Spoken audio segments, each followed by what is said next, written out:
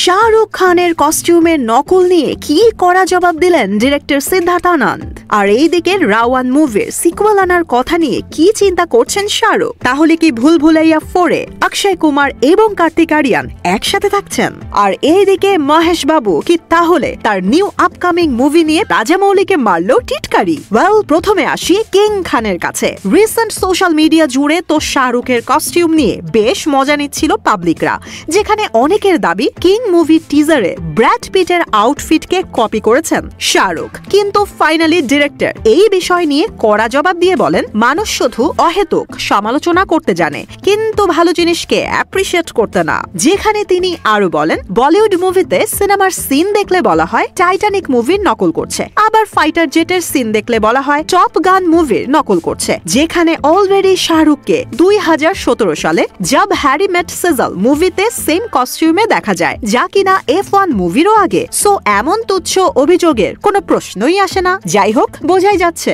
Director কিন্তু ভালোই চটেছেন এই বিষয় নিয়ে। কিন্তু দিন শেষে বলতেই হয়, টিজার দিয়ে কিন্তু এই মুভি সবাইকে একদম মাতিয়ে দিয়েছে।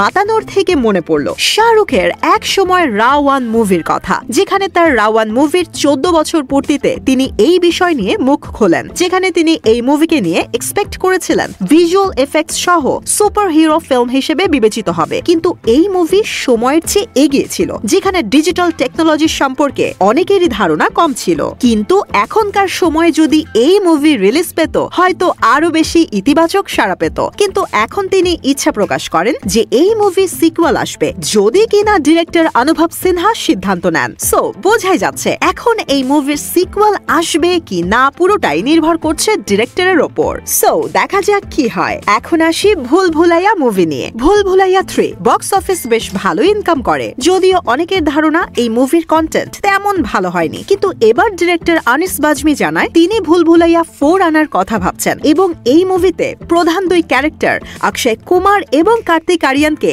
একসঙ্গে দেখা যেতে পারে। আর যদি প্ল্যান মোতাবেক আগায়, তাহলে দুই ক্যারেক্টারই একে অপরের বিপরীত রোলে দাঁড়াবে। সো বোঝাই যাচ্ছে সামনে বেশ ইন্টারেস্টিং কিছু হতে চলেছে।